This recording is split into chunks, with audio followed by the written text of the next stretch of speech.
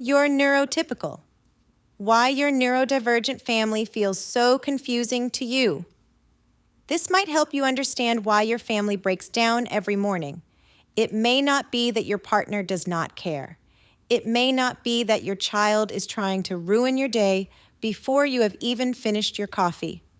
It may not be that everyone in your home is lazy, disrespectful, or intentionally oppositional. It may be that you are living in a family system where different brains are waking up with different levels of dopamine, different capacities for executive functioning, different nervous system needs, and very different interpretations of what a small request actually feels like. Because to you, the request may seem simple. Can you help get the kids into the car? Can you walk the dog around the block? Can you grab your backpack and brush your teeth? Can you take the boxes out? Can you empty the vacuum? But inside a neurodivergent nervous system, especially one with ADHD, OCD traits, poor sleep, late-night scrolling, gaming, nicotine, cannabis, or emotional overload, that small request may land like a much bigger demand, and suddenly your peaceful morning becomes confusing, irritating, and maybe even rage-inducing because you have already done so much and the smallest request is met with resistance. Today, we are going to talk about what neurotypical means, what neurodivergent means, why one brain is not better than the other, how dopamine affects morning behavior, why screens before school can make dysregulation worse, how overfunctioning develops in the family system, and why systems need to speak so you do not have to carry every task with your voice, your memory, your anger, and your nervous system. Welcome back to the Path to Peace Therapy podcast. I'm Stephanie Buckley. I'm a parenting strategist, ADHD specialist, and family systems coach. I help families understand behavior through a neurological, psychological, and family systems lens so parents can stop living in constant reaction and start creating structure, clarity, and calm authority in the home. Today's episode is for the neurotypical parent or partner who is tired, not just physically tired, but emotionally tired, mentally tired, tired of remembering everything, tired of asking for help and being met with irritation, tired of watching a child or spouse walk past the obvious thing that needs to be done, tired of feeling like the only person who can see the full household picture. And if that is you, I want you to know this episode is not about blaming the neurodivergent person. It is also not about excusing behavior that hurts the family. It is about understanding the brain, understanding the nervous system, understanding dopamine, and understanding why a family needs systems instead of shame. Let's begin with the word neurotypical. Neurotypical means that a person's brain tends to process information, regulate attention, manage emotions, initiate tasks, organize time, and move through daily life in a way that aligns more closely with what society generally expects. It does not mean the person is perfect. It does not mean they never struggle. It does not mean they are emotionally healthier or morally superior. It simply means that their nervous system and executive functioning may operate in a way that fits more easily into traditional home, school, and work expectations. For example, a neurotypical person may wake up and immediately see the sequence of the morning. First, clean the kitchen, then start laundry, then make lunches, then feed the dogs, then feed the cats, then prep dinner, then get the backpacks, then get the kids in the car. This person may not enjoy every task, but their brain can often hold the order of operations. They can see what needs to be done, start the task, complete the task, and move to the next one with less internal friction. That ability to see the sequence is their executive functioning. Executive functioning is the brain's management system. It includes planning, organization, working memory, time awareness, emotional regulation, task initiation, task completion, and the ability to shift from one activity to another. A neurotypical brain may be able to access these skills more consistently especially during routine tasks. When the neurotypical partner looks around the house and sees the vacuum full of dog fur, the boxes by the door, the backpack still unpacked, the dog needing to be walked, and the child without shoes, the next steps may feel obvious. But what feels obvious to one brain may not even register as an action item to another brain. And that is where so many families get stuck. Neurodivergent means that a person's brain processes, learns, focuses, organizes, regulates, or responds differently from what is considered typical. Neurodivergence can include ADHD, autism, dyslexia, OCD traits, sensory processing differences, learning differences, Tourette syndrome, and other brain-based differences. Neurodivergent does not mean wrong. Neurotypical does not mean right. These are different operating systems, and this is very important. The goal is not to make the neurodivergent person become neurotypical. That is not realistic, and it is not respectful. Neurodivergent brains often bring creativity, humor, intensity, emotional sensitivity, passion, innovation, pattern recognition, deep focus, and outside-the-box thinking. But neurodivergent brains may also struggle with transitions, boring tasks, time awareness, emotional regulation, clutter, task initiation, follow-through, working memory, and frustration tolerance. When we talk about neurotypical and neurodivergent, we are not talking about one better way and one incorrect way. We are talking about different ways the brain operates. The problem is that family life often demands fast transitions, boring tasks, repeated routines, invisible mental load, emotional regulation, and constant follow-through. Those demands can be especially difficult for a neurodivergent brain. And if the family does not understand that, the neurotypical person often ends up overfunctioning. Let's go into the morning because this is where many families start to unravel. You wake up early.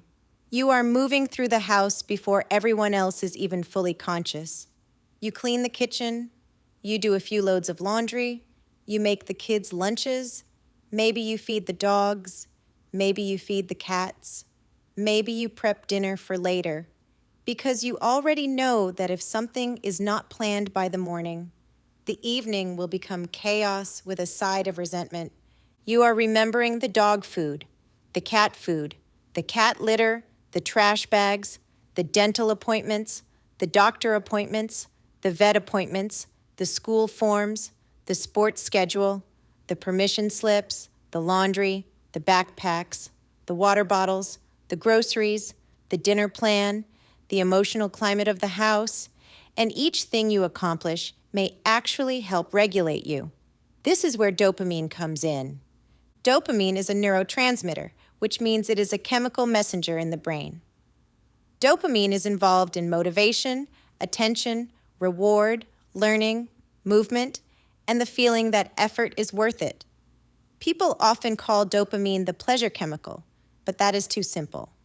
Dopamine is also about drive. It helps you feel activated toward a goal. It helps your brain say, do the thing, finish the thing. That felt good.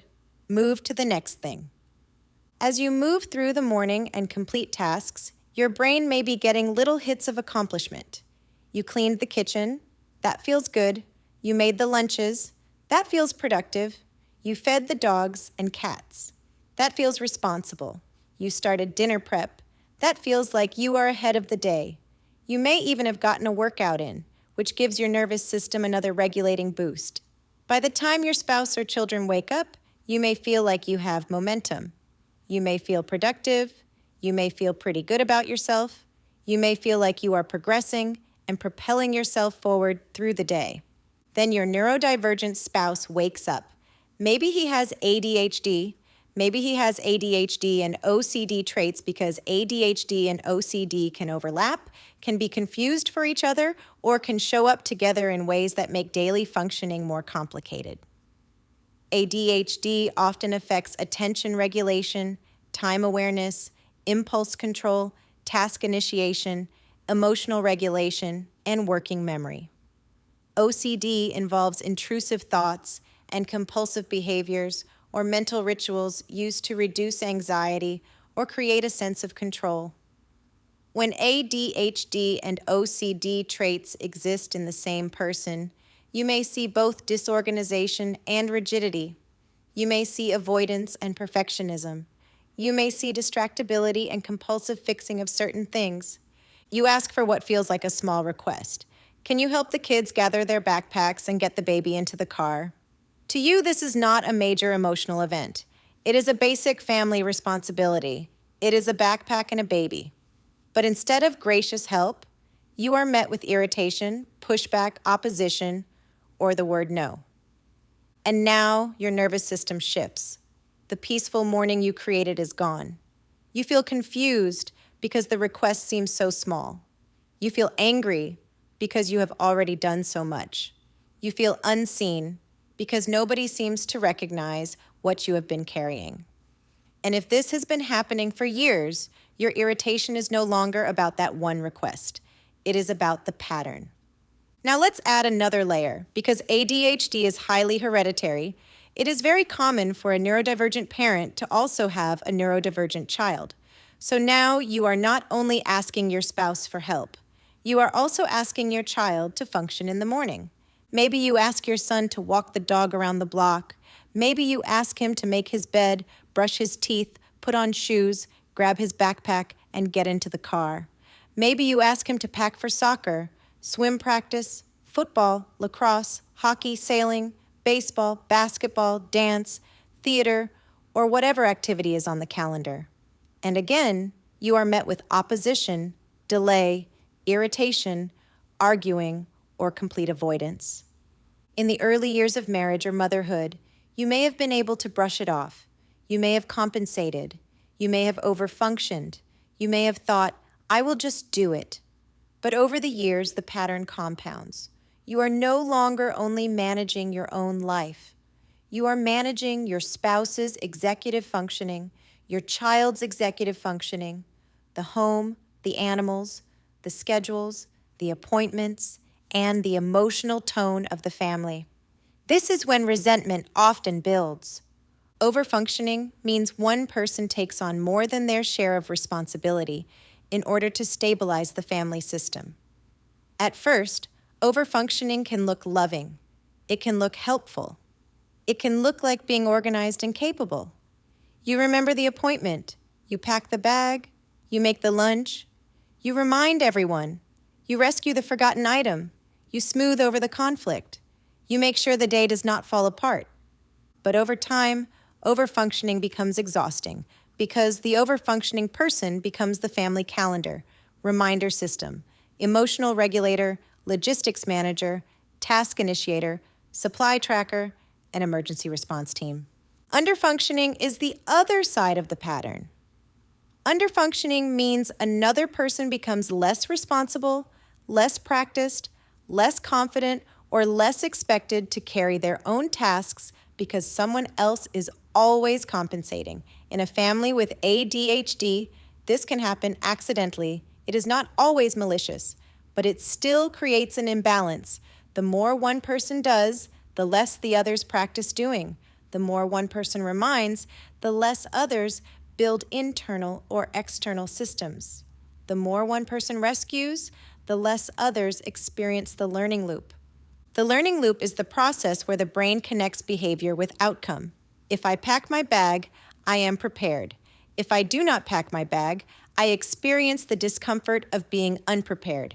If I forget my hockey stick and mom always drives it to me, I do not fully learn the consequence of forgetting my hockey stick. If I forget my sail ties and mom saves the day, I do not have to sit with the coach, problem solve, miss practice, or feel the discomfort that teaches preparation. This is why natural consequences matter. A natural consequence is an outcome that happens as a direct result of a choice or missed responsibility. A natural consequence is not about punishment, shame, or a parent trying to teach a lesson through discomfort. It is about allowing the real world to provide feedback in a way the child can learn from. When a parent does not immediately rescue, the child begins to connect choices with outcomes, preparation with confidence, and responsibility with independence. If your child forgets his hockey stick, he may not be able to participate fully in hockey practice. If he forgets his skates, the coach may tell him he has to sit out. If he forgets his sail ties, he may have to problem solve at sailing practice or miss part of the activity. If he forgets his goggles for swim practice, he may have to ask the coach what to do. If he forgets his cleats for soccer, he may feel the discomfort of not being prepared. Frustration tolerance is the ability to experience discomfort, disappointment, irritation, or inconvenience without falling apart, blaming everyone else, or quitting. Children with ADHD often need extra support building frustration tolerance because their nervous systems can react quickly to discomfort. But if we rescue every discomfort, the child never learns, I can handle this, I can recover, I can plan better next time. This is where parents have to shift from being the emergency response team to becoming the systems architect. An emergency response team reacts to every crisis. A systems architect designs the environment so fewer crises happen in the first place. Now let's go deeper into dopamine because this is one of the most important pieces of the morning breakdown. Many people with ADHD have differences in dopamine regulation, reward sensitivity, and motivation circuitry. That does not mean every neurodivergent person has the exact same dopamine levels every morning, and we want to be careful not to oversimplify the brain. But in practical family life, many ADHD brains struggle to generate motivation for tasks that are boring, repetitive, low reward, or not immediately interesting. That means brushing their teeth may feel boring, packing a backpack may feel boring, walking the dog may feel boring, putting shoes on may feel boring, getting into the car may feel boring, emptying the dishwasher may feel boring, taking out boxes may feel boring. The ADHD brain often seeks stimulation, novelty, urgency, movement, humor, conflict, or reward to feel activated. That is why a child may suddenly come alive when there is a game, a joke, a race, a timer, a challenge, or a preferred activity. It is not that they cannot focus. It is that their brain often focuses best when the task has stimulation, interest, urgency, or reward attached to it.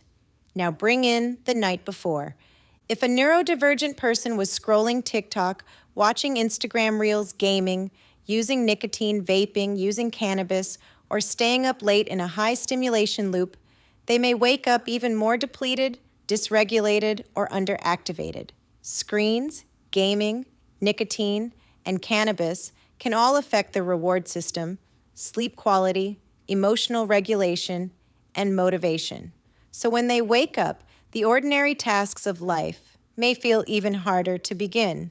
And this is where the neurotypical partner gets deeply frustrated. You have been getting dopamine from accomplishment.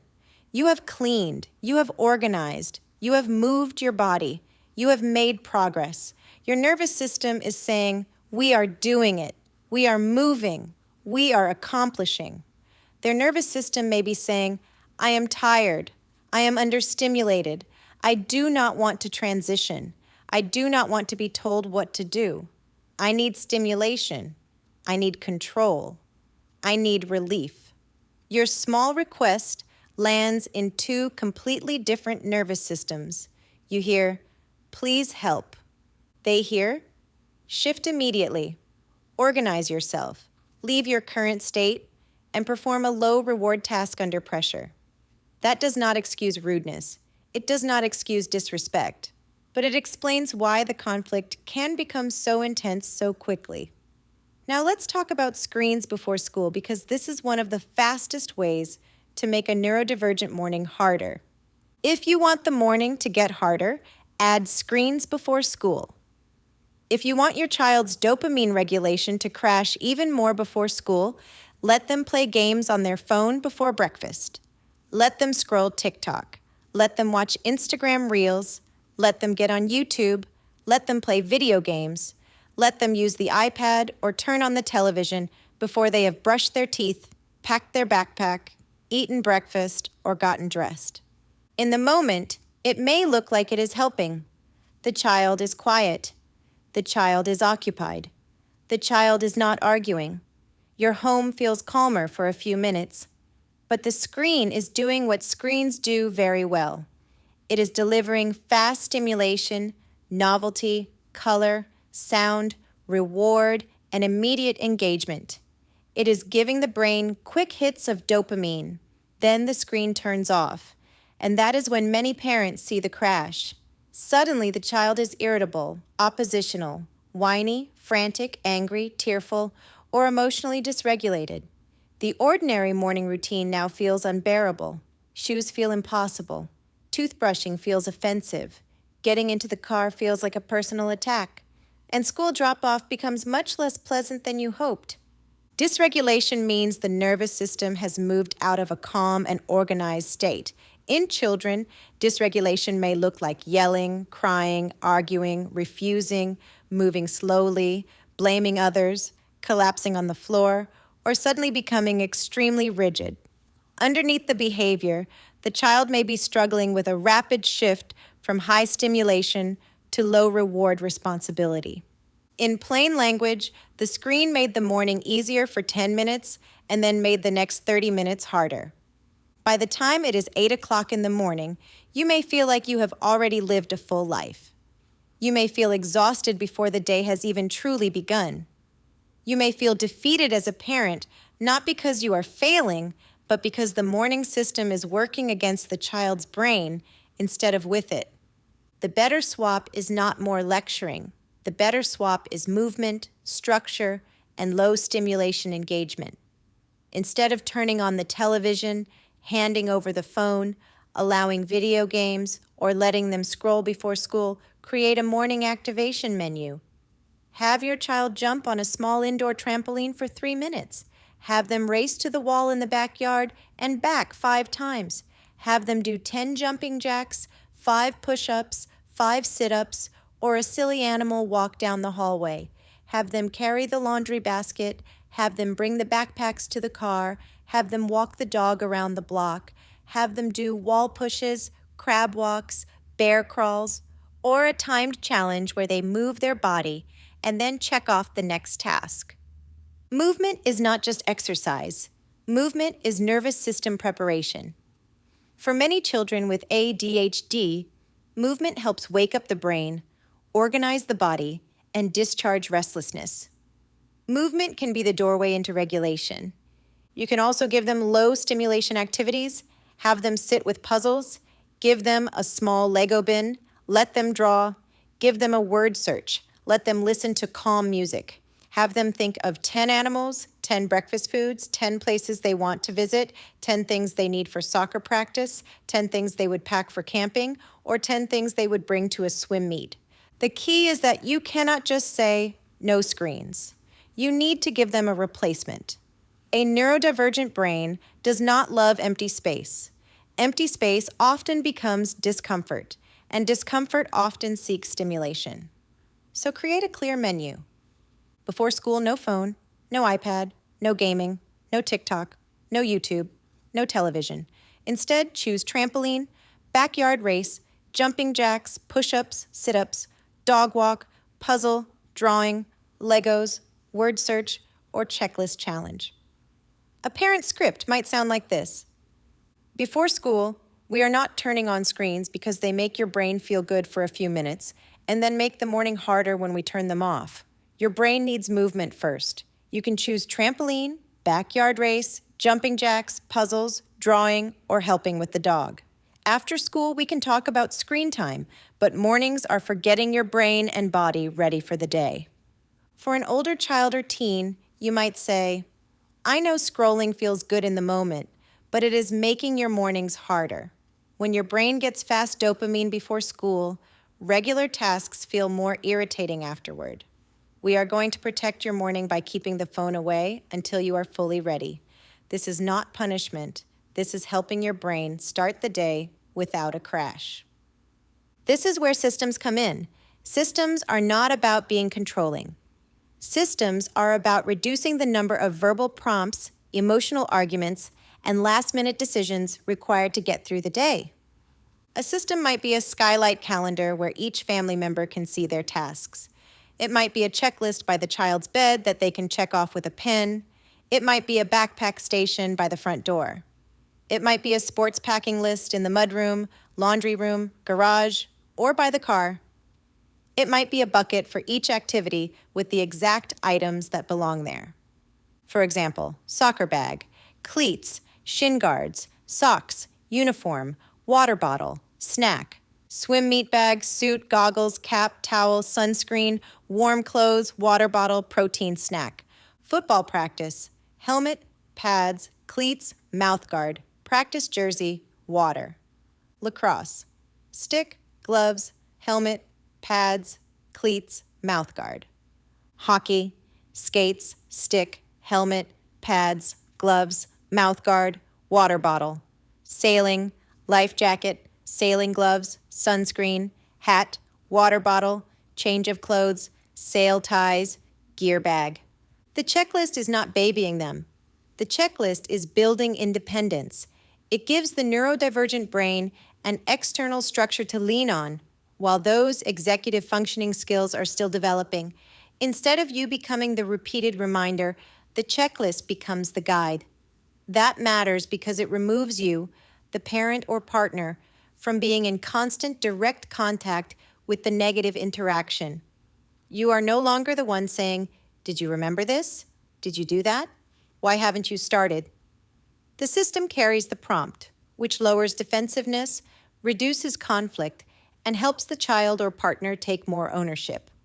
Externalizing executive function means taking the organization out of one person's head and placing it into the environment.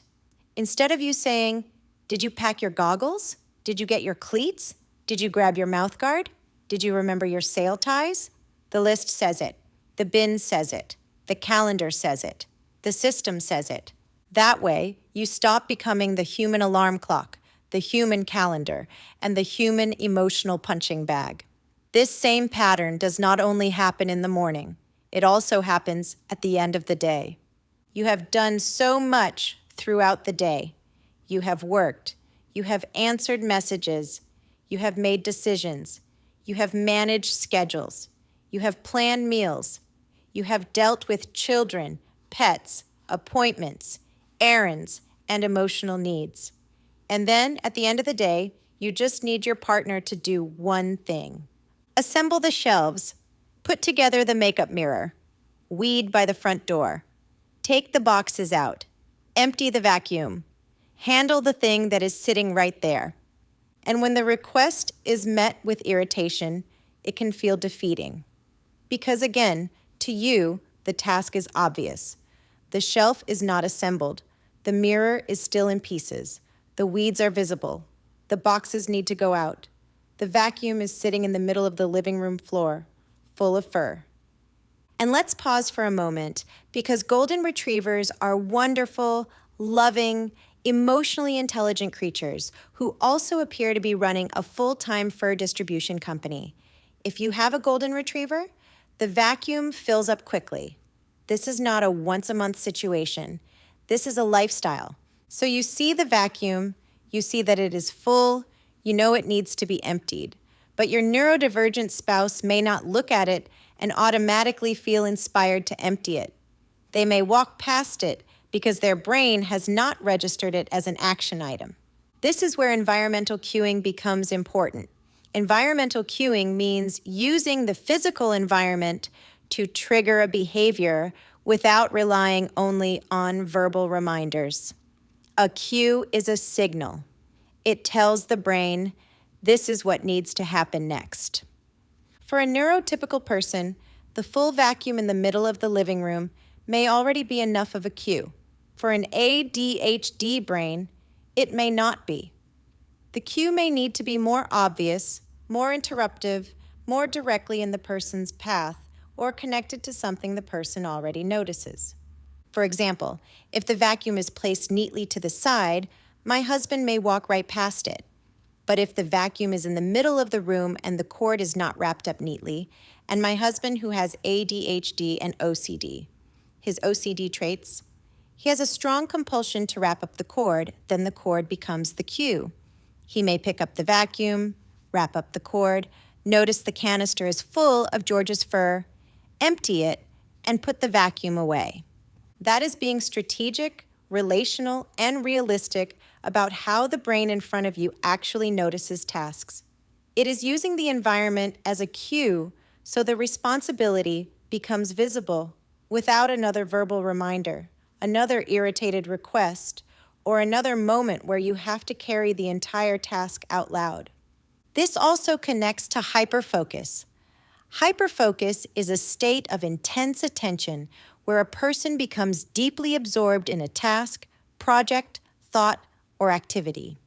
In ADHD, attention is not always absent. Sometimes attention is locked in.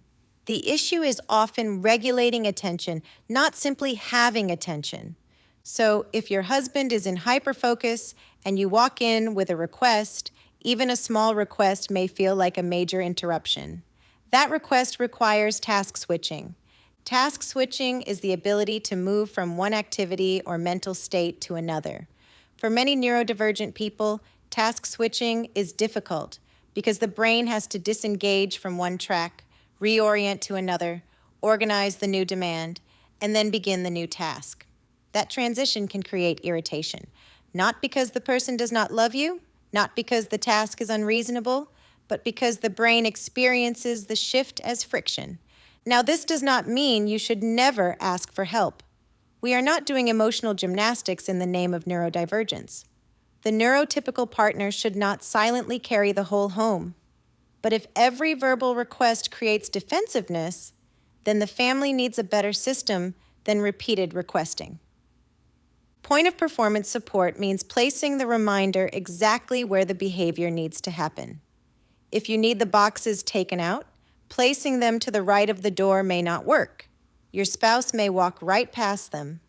But if you place the boxes directly in front of the door handle, so the door cannot open without the boxes being noticed, the environment delivers the message.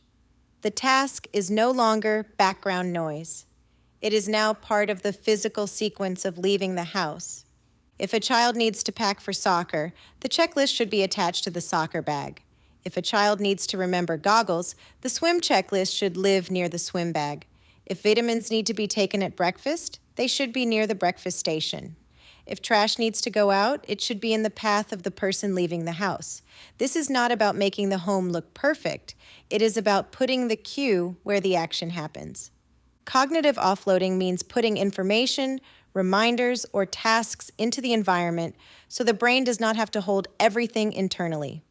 Calendars, checklists, sticky notes, bins, baskets, labeled shelves, alarms, task boards, and visual cues are all forms of cognitive offloading. For a neurodivergent person, cognitive offloading is not a weakness. It is a bridge. It allows the person to succeed without relying on working memory alone. Working memory is the brain's ability to hold information in mind long enough to use it. For example, take the boxes out when you leave requires the person to hear the instruction. Hold it in mind, remember it later, connect it to the correct moment, and act on it. If something else captures attention between hearing the instruction and reaching the door, the original task may disappear from awareness. This is why someone can sincerely agree to help and then completely forget. It is not always malicious. It may be working memory failure. But again, explanation is not excuse. The answer is not, oh well, they have ADHD, so I guess I will do everything. The answer is better task architecture. Task architecture means designing the steps, cues, tools, timing, and environment around a task so completion becomes more likely. If shelves need to be assembled, put the shelves, tools, instructions, and deadline in one visible place. If the makeup mirror needs to be put together, place the mirror, screwdriver, instructions, and a note together. If weeds need to be pulled by the front door, put it on the weekend task list and define exactly what done looks like. If boxes need to go out, place them in the path of leaving. If the vacuum needs to be emptied, make the cue visible enough that the task becomes hard to ignore. There is a difference between nagging and system design. Nagging is repetitive verbal prompting without a structural change. System design is changing the environment so the behavior is easier to notice, easier to start, and easier to complete. Many neurotypical partners get trapped in nagging because they are trying to keep the household moving. But the more they remind, the more the neurodivergent partner may feel criticized or controlled. Then the neurotypical partner feels even more resentful because now they are carrying the task and being treated like the problem for mentioning it. That is why the system has to speak. In family systems theory, we look at patterns rather than only personalities. So instead of asking, why won't he empty the vacuum, we ask, what pattern happens around tasks in this household? Does one person notice everything? Does one person wait to be told? Does one person feel controlled? Does one person feel invisible? Does one person interrupt hyperfocus with requests? Does one person resist because the request feels like criticism? Does the task only get done after anger escalates?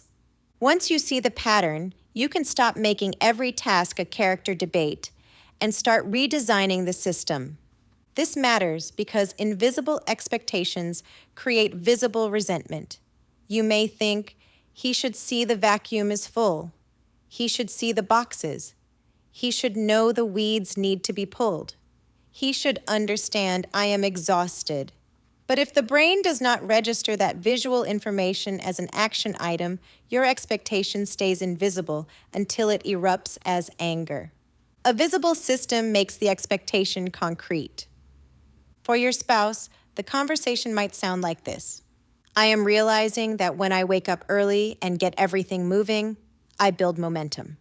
By the time you wake up, I have already completed so many things, and I feel like the day is moving.